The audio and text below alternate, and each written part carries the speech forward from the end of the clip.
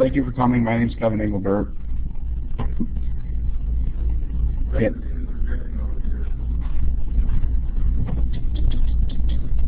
I hear it over there, and I don't over there. I can just talk loud? Okay. Yeah, maybe everybody could come over here. The speaker seems to be working over here. There's lots of room.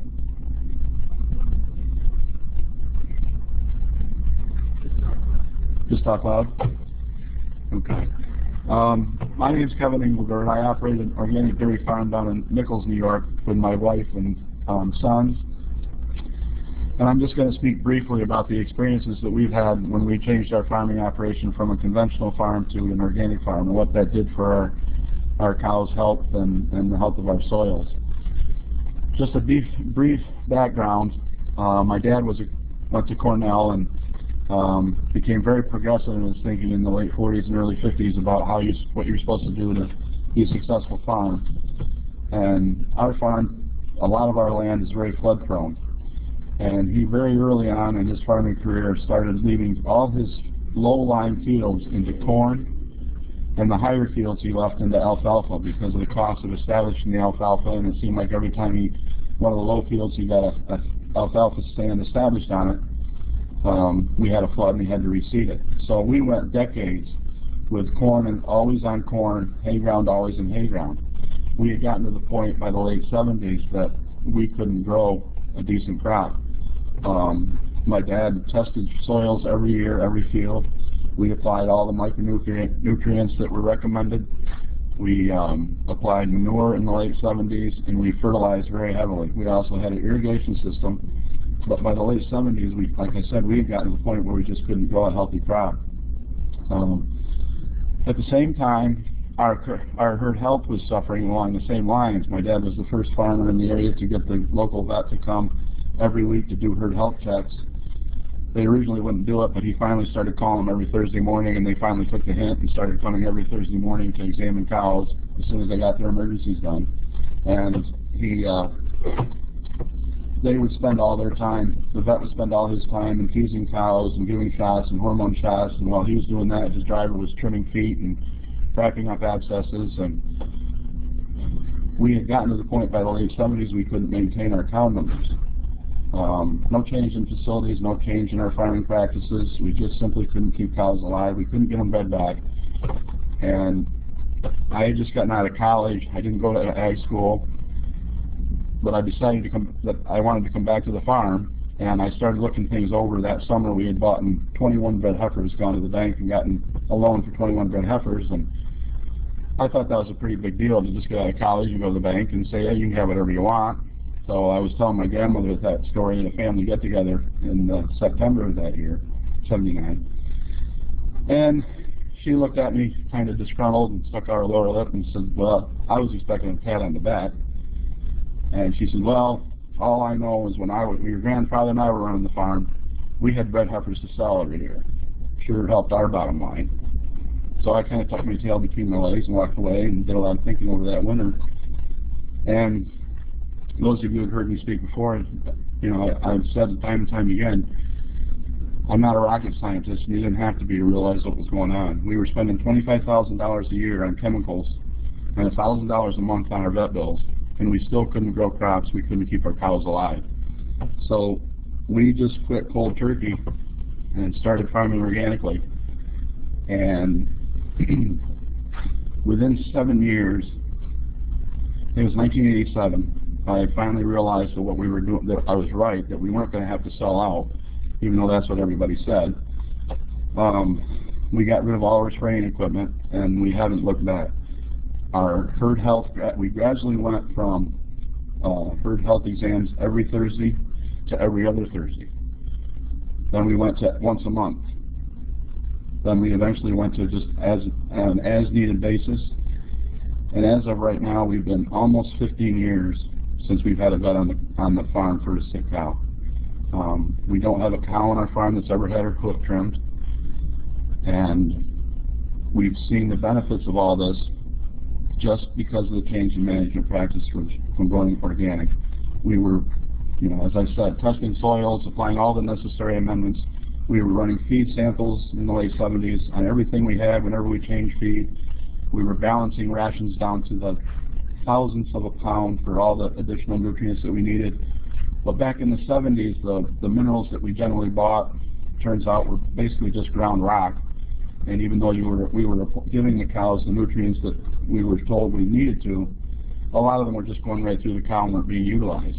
Once our soils got healthy and all those elements that we had applied, the minerals that we had applied, became available to the crops in a digestible form, and the crops were healthy, that's when we started seeing the improvement in the herd health of our cows themselves. And we continue to see improvements. We continue to see better crops, less weed pressure until we have a flood and getting a whole new bank of weeds. But overall, we've been very fortunate in where we've come in the last 31, 32 years with our herd health and our soils. And I'd be happy to take any questions when we're all through. I appreciate everybody coming, and I hope something was of benefit of what I said. Thank you. Okay. Hi, my name's Ora Moyer. I'm with the Fertrell Company. That's what I do. My wife and I have dairy cows at home. So that's a little background on me. Can everybody hear me okay? Can you hear in the back? Okay. So I'm going to talk a little bit from a soils perspective as far as nutrient uptake and how that can affect grain quality and the actual nutrient composition on grains. If anybody has any questions, you can stop me at any time and ask any questions. So first slide I have up here is basically a very brief of what's actually in a kernel of corn, what's actually in a soybean, what makes up the bushel weight. What are we actually looking for to be in there? Of course, we have our macronutrients, calcium, N, P, and K, basically protein being the N. Micronutrients, those are really a lot of what we're going to focus on today is the micronutrients. That's really where we want to try and make a lot of the adjustments if we can. Of course, we have amino acids, vitamins, enzymes, carbohydrates, and sugars, and I'm sure I probably forgot something in there, but that definitely gets most of it. This is just a point I wanted to make for those of you that are really well educated in soils. I'm sure you guys would all know this, probably a lot more, but it's something that I always found interesting is that the soil is totally alive and very charged. Everything in the soil has either a positive charge or a negative charge, and they're constantly interacting with each other and forming bonds, breaking bonds, things like that. And that's important for a couple different reasons. In order to get some nutrients into the plant, they don't just get drawn up through the root and go right into the plant and right into the grain. A lot of times they may need to bond with another element or another mineral in order to get uptake into the plant. So, for example, a lot of micronutrients are negatively charged and often have to bond with a positive ion in order to go into the plant.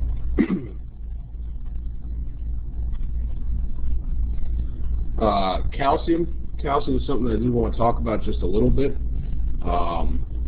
Because it makes up such a large percentage of overall nutrient in the soil, of the cations, so to speak, of the positive ions, it makes up a very large percentage. So it becomes a really important nutrient in terms of it's a vehicle, it's a pathway for other nutrients to get into the plant. This doesn't mean that we just dump lime on irresponsibly because we want calcium, because that's, you have to have things in balance. Having your calcium balanced with your magnesium is very important, but making sure you have adequate calcium in the soil is definitely a good place to start. And we did say here that it definitely does, it is important at daily plant functions and everything else. Amino acids, they're really important. They're the building blocks for proteins. Protein is a structure for the plant. One nutrient I wanted to bring up here is sulfur. Sulfur is extremely important. We're seeing it lack more and more in soil tests across the U.S. It's actually very rare that we see a sulfur high in a soil test. I shouldn't say rare. Quite often, more than not, though, sulfur shows up low rather than high. And sulfur is very important for about 70% of the amino acids. It is a primary building block. It is extremely important for those. So when you need sulfur to have amino acids. We need a lot of amino acids to be able to basically have good protein synthesis. That therefore increases the immune system of the plant and gives us a healthier plant. You guys seem really quiet. Am I really boring? All right.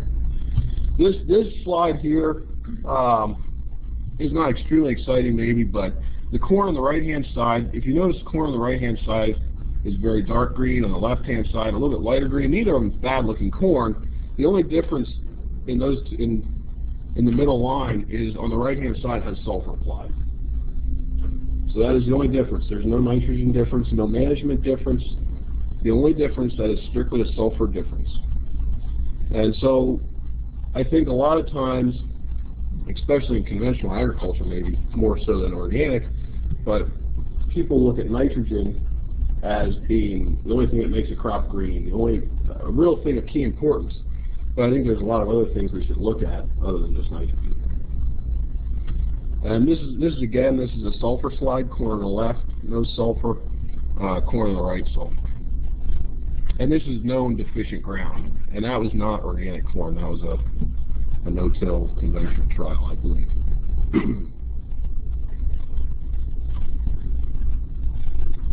This slide I put up here, basically not to be confusing, you know it is, but I put it up here just so you can get an idea of how many interactions there are in the soil between the nutrients, different ones. You can see calcium over here on the right-hand side has a lot of arrows going out and coming back to it. Some of the others don't have as much. Zinc definitely has a lot. Sulfur, you see the S up on the about at 11 o'clock there. Fairly important. So it's a good slide to remind us how many interactions there are. We can't just look at one nutrient and think that that's the thing to add.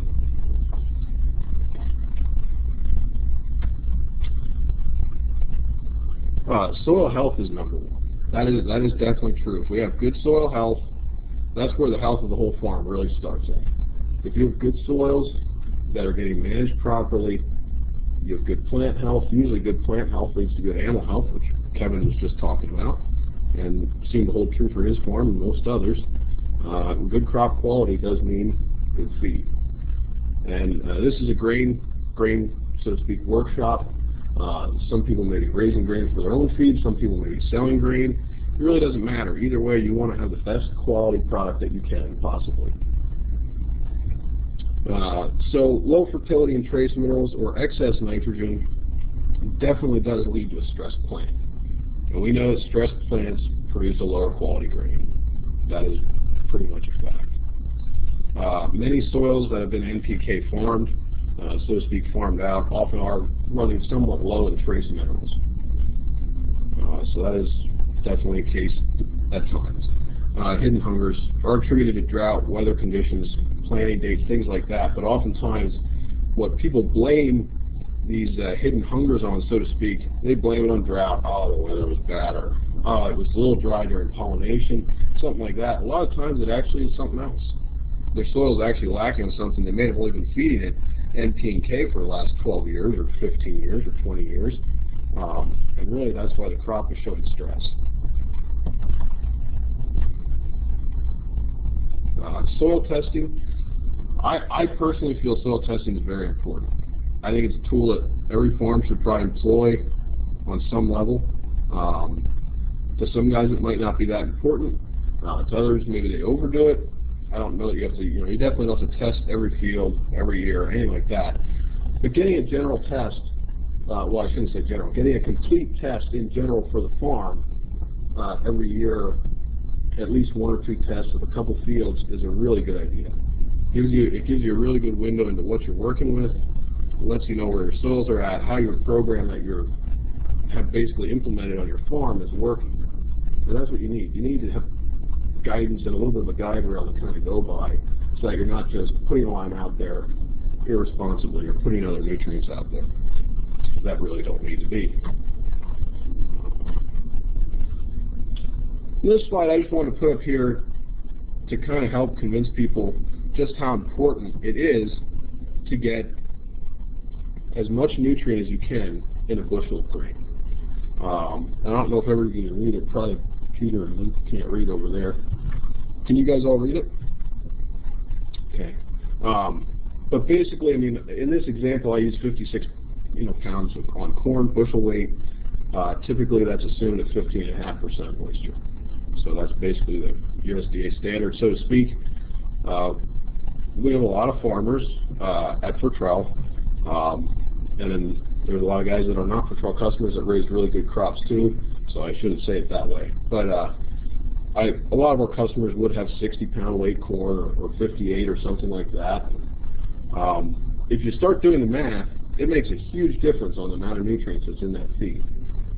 If you add 5 pounds, it's almost 10%. You're almost getting 10% more nutrients. And I don't know how have you seen bushel weights from this year? Yeah, None? None? Light test weights. Okay. Right. And weather patterns do have a lot to do with test weights. Dry or extremely wet conditions can definitely affect it. So there is no doubts about that. But I just wanted to put this slide in here so that we can see if we can get an extra 5 pounds of nutrients in a bushel, that adds up to a whole lot of nutrients on an acre basis and a whole lot more feed quality in the barn, or whatever it's getting fed to, if it's chickens or hogs or something else. So that's that. It was brought to my attention when I was asked to speak here that people wanted to hear about residual glyphosate in soils and its effects on grain quality. And so I was asked to talk on it. I do not claim to be an expert. I know some things on it, so we'll kind of go over what I have up here. If you guys have other questions, I'll try and answer them. I don't know if I could. Basically, glyphosate, a lot of people refer to it as Roundup. There's lots of types of glyphosate out there. Registered for use in North America since 1974. Basically what it does is it breaks down proteins. That's the way it works. It cuts protein chains off. Prevents basically amino acids from building. I just put that fact up there about the 2001 because I thought it's a pretty astonishing number. 85, 90 million pounds applied in 2000 basically. The problem with glyphosate is it doesn't live in the plant for very long, but once there's free glyphosate in the soil, it doesn't take very long at all for it to bond with the soil. So it can bond with the soil rather quickly, and then it can no longer degrade, and then that's when you have an issue with residual. Basically, once attached to a soil particle, it's there.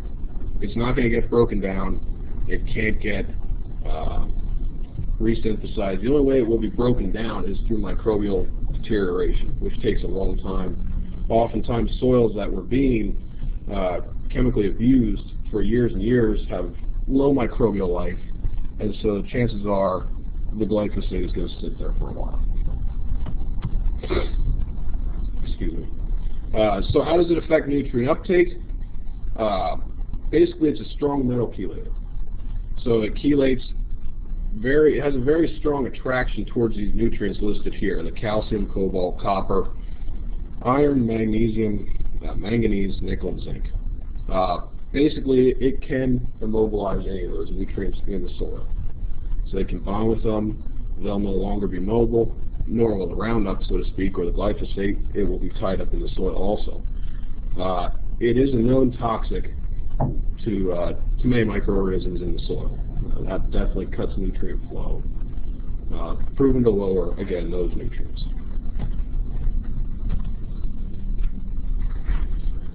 Due to limitation, it can decrease photosynthetic rates.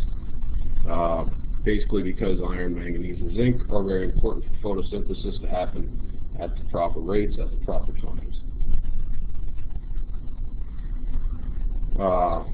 It does cause stress, which can increase the chances for mycotoxins, other molds to happen.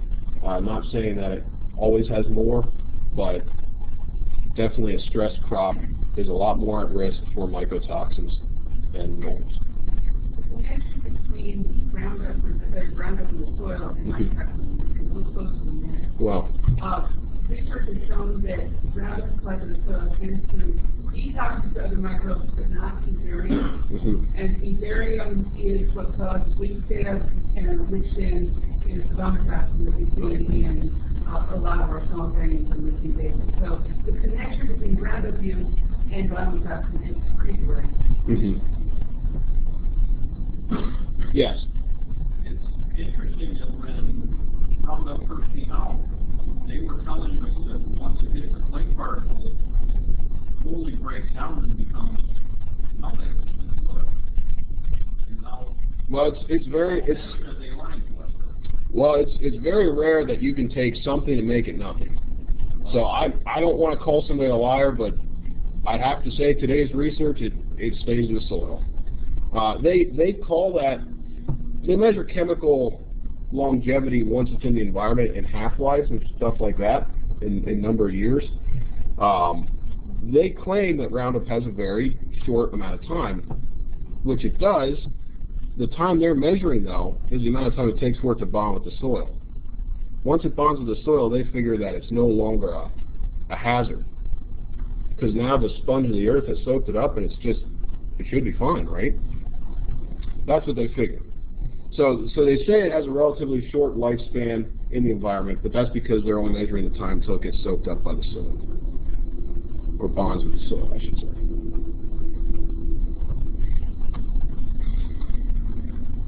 And I just want to stick this in as an ending comment on it, that if you're working with soils that have had Roundup applied, that type of thing, the best thing you do is grow lots of cover crops. Put down cover crops, try to encourage biological growth. That's really the best way to work.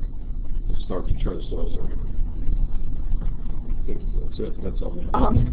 So I thought this was a nice order because we started with Kevin, who had like a broad overview of overall farm and herd health, and then the soils talk, which is kind of the foundation of all that health, and now you get this little slice for me that's genetics. What could we possibly do with the plants? So, being as it's close to Halloween, I had to put up my truly nutritionally improved corn on the slide there. What I had told Bethany when she first asked me to be a part of this panel, I sort of looked at it and thought, well, there's all these people who know a lot about nutrition and soil health and farm health and animal health. And this is not an area where I have a long history of doing much breeding work. I'm a corn breeder.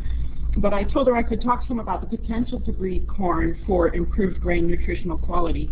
And so I will do that, and it'll be a bit of a potpourri of different things that people in different places have been working on, so I hope it will be interesting.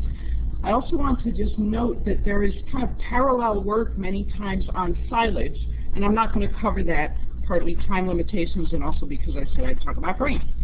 So I'm going to zoom through a series of examples of work that's been done. Some of it is work that has looked at the grain content in open pollinated varieties.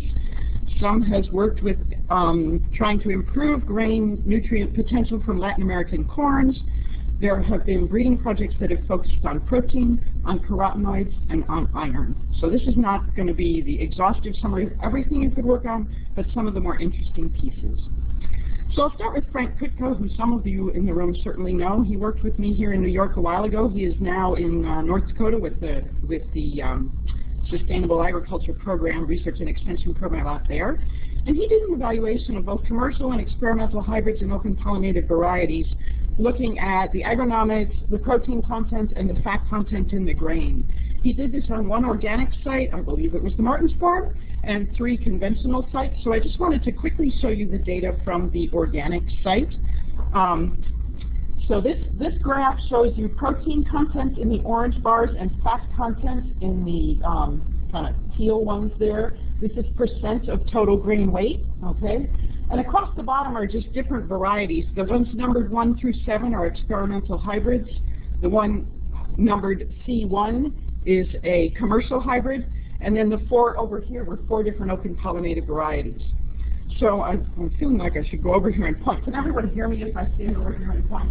I can't do slides without pointing at them. So you can see, in terms of protein content, it bounces around some. There are some experimental hybrids that were pretty high. The one conventional hybrid we had here was not bad. You know, they're oscillating around between 9 and 10%. This open pollinated variety looks really good.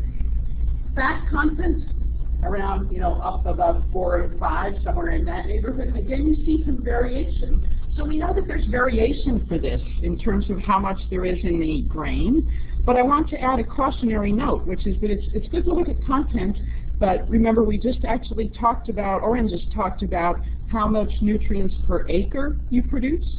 So you need to not only look at the concentration in the grain, but how much grain did you get. So I want to add that as a cautionary note. This yellow line running around here with that scale on the left is yield in bushels per acre. So you can see that some of the ones, this one, I was really excited about this OP. Oh, cool, high protein content, but look at the yield. It was horrendous. Okay, so that's not going to help you much. So the point of this is, number one, there's variation, and number two, you want to look at the combination of how dense the nutrients are and how high the yield. And if you get good production combined with high concentration of nutrients, then you've really got something to talk about. That was a quick review of Frank's study. There's a USDA guy out in Minnesota who did a really interesting study that I just saw recently in what we might call the gray literature. I saw this publication he put out. They had collected samples of Native American corn land races, and so these are some of the kinds of ones they were studying down here. They were donated seed samples, so they probably came from all different places. Bear that in mind. You know, the soil that it was produced on is going to be important to the nutrient concentration you find in the grain. But they looked again at protein. Typical corn tends to be around 9% protein, and so these are some of the amounts they found in these Native American land races. Pink Lady up there at 13%, and Seneca Blue Bear at 13%, and the Manitoba and a couple of these other ones, and 11 to 12%. So again, evidence that there's really genetic variation for how much protein you find in the grain. Now, some of these were very poor yielding if you look at yield on an acre basis. That was not part of this study because they're donated seed samples, okay? But again, remember that it's that combination of how much are you getting and how concentrated is the protein in it. There's often a trade-off there. Another study I want to mention, it comes from the a national project called the Germplasm Enhancement of Maize Project, or GEM. GEM is an effort to take some varieties and types that have been collected from various parts of Latin America and find out what useful traits they might have to improve maize or corn adapted to the U.S. So the work I'll be talking about on this particular one was done in Ames, Iowa by Sue Duvik, who focuses on grain quality characteristics. She's done a lot of evaluating and selecting for protein and oil and starch types and so on. So this particular table shows you a number of different corn parents that they have developed. They've given them these GEMS numbers just because they came from the GEMS project. Some of them are from southern U.S., Native American type varieties. Here's one from Brazil, here's one from Mexico. And the very bottom line here is sort of a, you know, what does normal corn typically give you that they use for comparison. So you can see these were specifically selected for having unique grain quality characters. You can see where normal corn might be 8 or 9% protein. These guys range from 12 up to 14.5. Some real good variation. Oil, not so much. We didn't see a lot of high oil in this particular set of materials. There are others that would have looked better in that regard. Starch, in terms of percentage, again, typical corn is around 61%. These guys are ranging up to 64, 65%. And then grain density, which relates to test weight, they had some variation in there too. So again, evidence that there's good genetic variation for some of these grain quality traits. I also want to point to the breeding program that has gone on for a number of years at the Michael Fields Agricultural Institute. Michael Fields is a nonprofit that's located down in East Troy, Wisconsin. And I put their mission statement up there. How many people have heard of Michael Fields? Yeah, a lot of you guys. So they work on cultivating the ecological, social, economic, and spiritual vitality of food and farming systems, a combination of education, research, and policy work, and market development. So they've had at Michael Fields for quite a number of years a corn breeding program. Up until very recently, Walter Goldstein was the breeder there. He has now moved on from Michael Fields, but I think he'll be continuing some of this breeding work. And he has worked on several, this is Walter, he's worked on several different things. He's worked a lot on high carotenoids by selecting for really yellow-orange colored corn. Carotenoids, because they are natural antioxidants, they're also precursors for vitamin A production, and they're very useful as in corn grain that's being used for poultry feed. It's what gives the high carotenoids will give the yolks that really deep orange color, and make those make the chickens healthier too. He has also worked on corn that's high in methionine and lysine, and that again, his focus was tended to be poultry feed. But in that case, he was looking to develop things which could allow poultry producers to replace synthetic methionine in their feed, and also to reduce the amount of supplements, protein supplements they need to include. So I just have a few examples of some of the stuff that have come out of Walter's program. His high protein and high methionine and hard endosperm hybrids were tested a couple of years ago.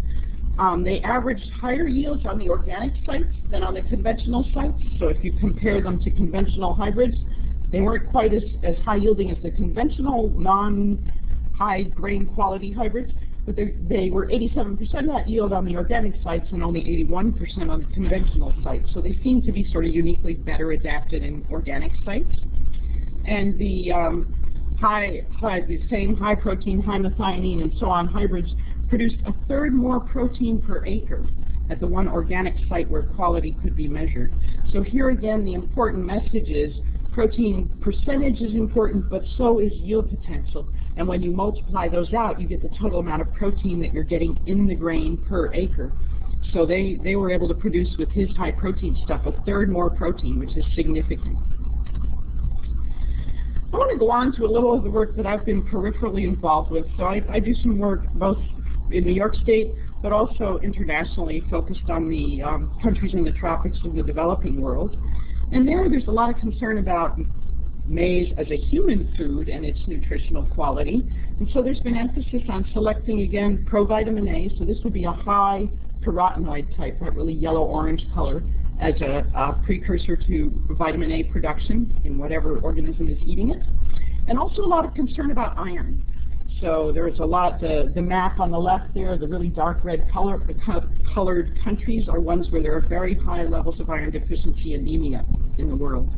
So these are concerns that have emerged.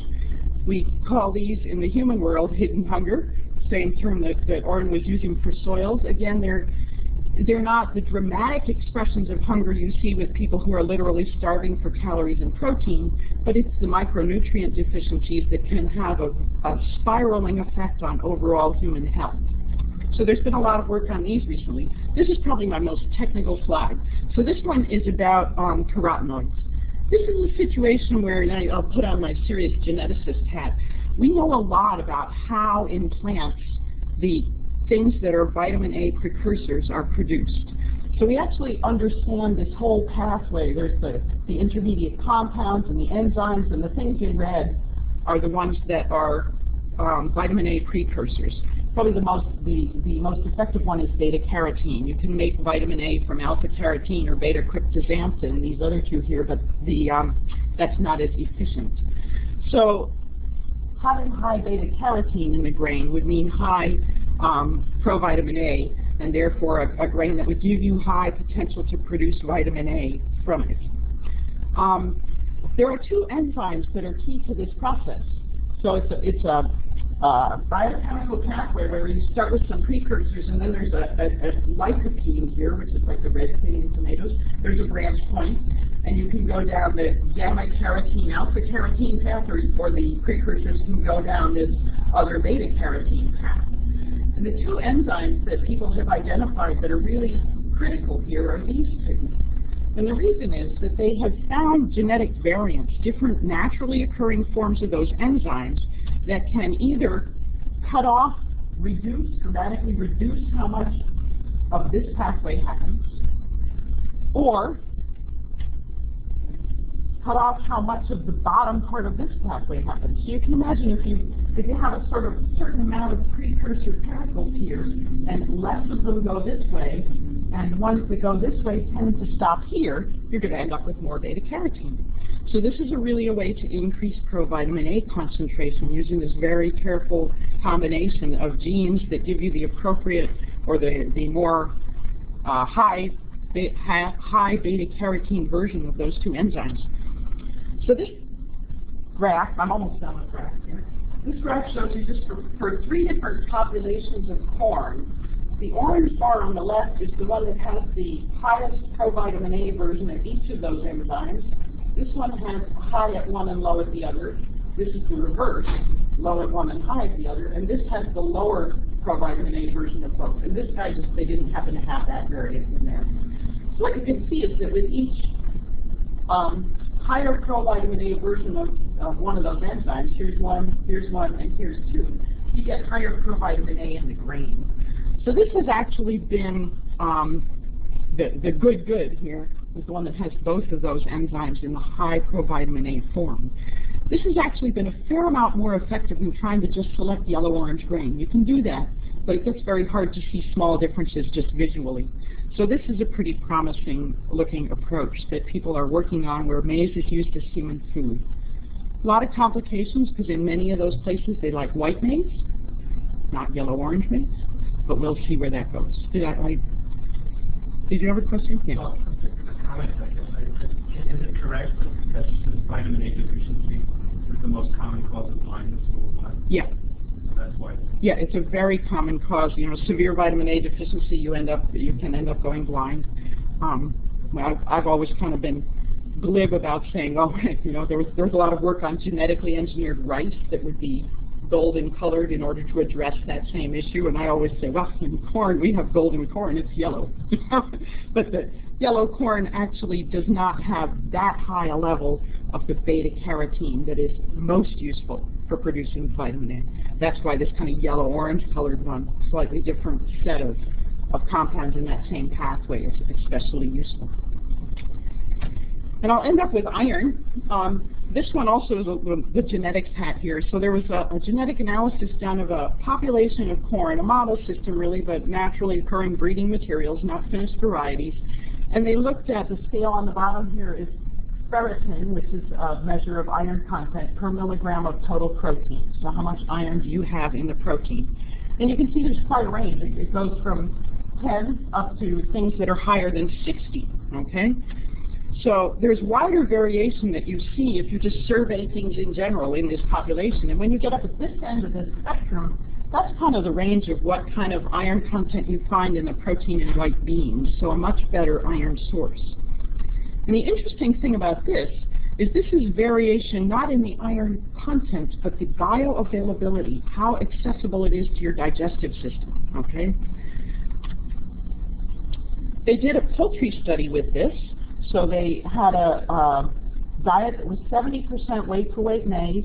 The only source of iron in the diet was this maize. They either had the high iron availability or the low iron availability type. The diets were otherwise balanced in terms of amino acids and vitamins. And they fed this to newly hatched chicks. They either had the maize with the high bioavailable iron, the low bioavailable iron, or a maize where they added iron citrate, which helps bioavailability of the iron that's in the commercial maize. They measured feed intake, they measured hemoglobin, they measured weight weekly, and at 4 weeks they finished the study. Yeah? I assume these are all conventionally grown crops? This is all conventional, yes. So thank you for pointing that out. And this is what they found. So this graph shows you you see the scale of how it's missing. This is hatching week 1, week 2, week 3, and week 4. And what you have over here is the hemoglobin. They also have weight graphs, so this was the nicest one to show. So if you look at hemoglobin, of course, all the diets start out the same. The hemoglobin goes down a bit, but then with either the high iron corn, which is the red line, or the one where the diet is supplemented, artificially supplemented, the hemoglobin stays relatively constant and similar, whereas with the normal corn that's not very high in iron bioavailability, hemoglobin went way down. Weight gain also went down. Basically, the chicks did less well. So this showed you that this iron bioavailability thing really appears to work, that it does make the iron that's already present in the grain more available to the digestive system. Their next step here is going to be to try and do a human study. Human studies are notoriously difficult to do because we're not very good at eating the diets we're assigned. Chicks are good at that, humans are not. Probably the most compelling human feeding study I have ever seen was one that somebody had the inspired idea to do it at a convent, because they had this kind of captive population that always ate exactly what they were supposed to. And if you said, you know, you're on this team, you eat out of this bowl and you eat out of that bowl, everyone did exactly what they were supposed to, and nobody went out to dinner on Friday and screwed it up. So I think they're trying to find a sort of a similar situation that they could do a human food study with this iron bioavailable maize. So that was a little venture off into the human end, but I think some of those things could be potentially very useful in terms of animal feeds as well. So I'm just going to wrap this up by saying, you know, we seem to have useful variation within corn for a lot of grain quality traits. This is not something corn breeders, broadly spoken, have selected a lot for. Most corn breeding has focused on higher yield of US number 2 yellow dent. I always like to say selection works, but you get what you select for. If you're just selecting for higher yield, yeah, you'll get higher yield, but anything else could change at random. The same way, we can select for high protein or high bioavailable iron or high vitamin A or whatever it may be, high oil, but you need to watch out for things that tend to be negatively correlated like yield. It doesn't necessarily help to get a higher concentration of protein, but less grain per acre. Okay? So the critical thing will be to figure out what quality traits is it that would be useful, and then select simultaneously for those quality traits and for agronomic performance, adaptation, yield, health, plant health, a whole range of other things, all the rest of the stuff we need to make a successful variety. So that was all I had to say. I'd be happy to answer questions.